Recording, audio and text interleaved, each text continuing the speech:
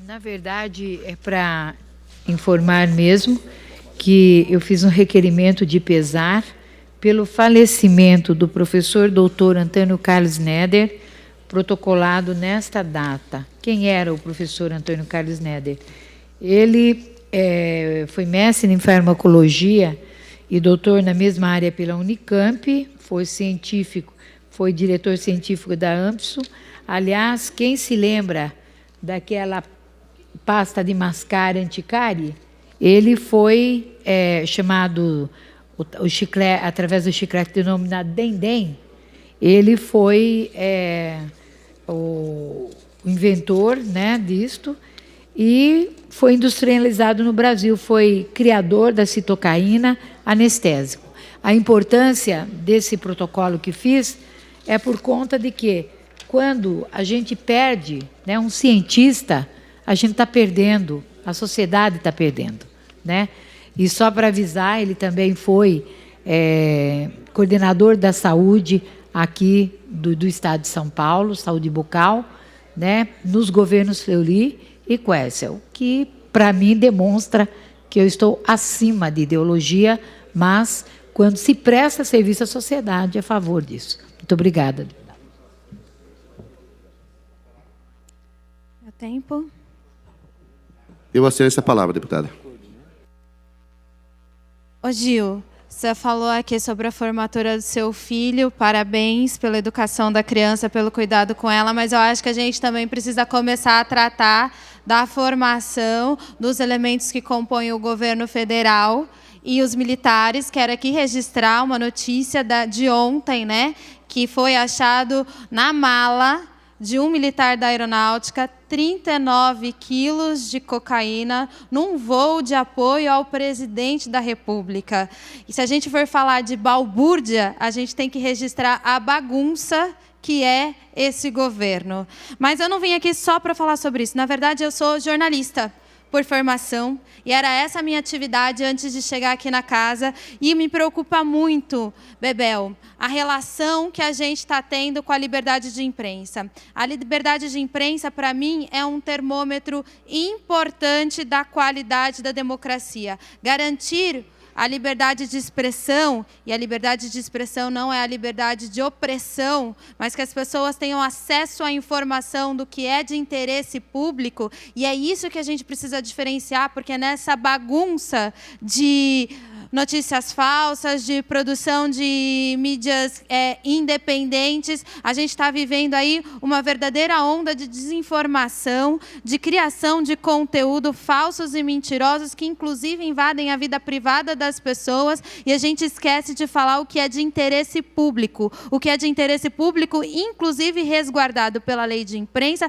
e pela Constituição Federal, que garante que os jornalistas tenham o direito de publicar, mesmo que reservado às suas fontes, tudo que for de interesse público. A gente está vivendo um momento que começou com o afastamento de um jornalista da Jovem Pan, e veja bem, né? A Jovem Pan é uma rádio conhecidamente por seus posicionamentos mais alinhados à direita. A gente começa o ano vendo Marco Antônio Villa ser afastado, punido por 30 dias por fazer críticas ao governo Bolsonaro. Depois, a gente tem a notícia do afastamento da colocação na geladeira de Paulo Henrique Amorim. E, de novo, não vamos nós dizer que Paulo Henrique Amorim é do nosso campo. E, por fim, estava Raquel Sherazade reclamando na internet de ter tido sua cabeça pedida a prêmio pelo dono da Havan. E eu, que nunca pensei reproduzir fala de Raquel Sherazade, sou obrigada a concordar com ela que papel de jornalista não é ser situação de governo federal.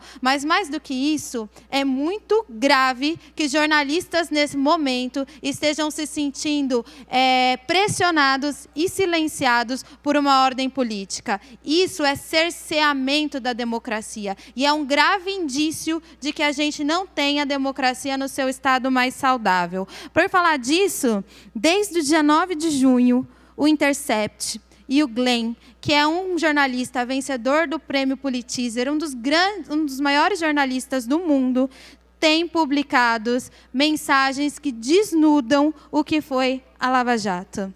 A gente tem visto, através do Intercept, que o juiz foi o grande articulador da acusação.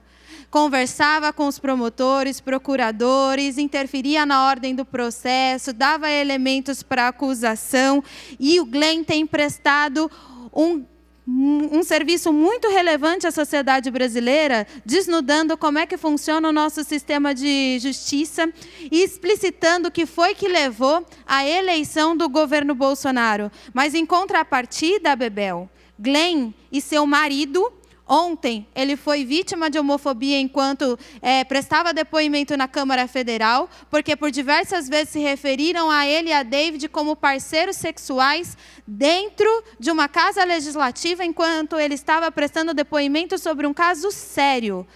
David é marido de Glenn. Aceitando ou não os parlamentares, David é marido de Glenn. Glenn é marido de David. Eles são casados, formam uma família, têm 2 filhos.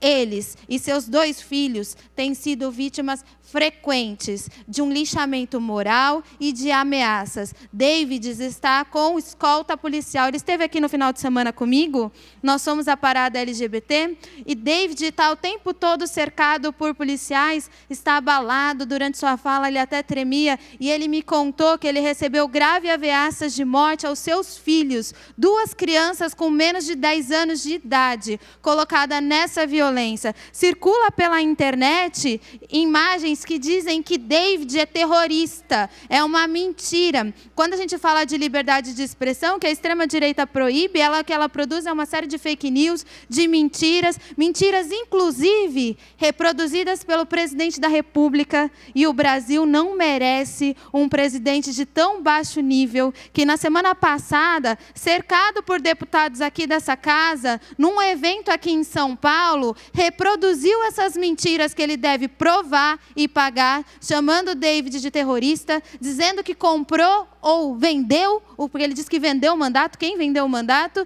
e chamando Jean Willis de menina. Se Jean Willis for menina, será muito bem-vindo, seria motivo de orgulho, porque ser menina não é ofensa para ninguém. Ser menina é motivo de orgulho para mim, é motivo de orgulho para muitas mulheres. Mas um presidente de tão baixo nível, que mente numa atividade oficial, cercado de deputados dessa casa, que cerceia o direito de imprensa, que tem no seu alto escalão, a caminho do G20, um episódio tão vexatório como o de hoje, é motivo de vergonha nacional, e o Brasil não merecia um presidente de tão baixo nível. Vim aqui deixar a minha solidariedade ao David e ao Glenn, registrar aqui que eles estão sendo vítimas de muitas ameaças, que temem pela sua vida, mas que já mandaram recado que não vão parar. David continuar sendo a pedra no sapato do governo na Câmara Federal,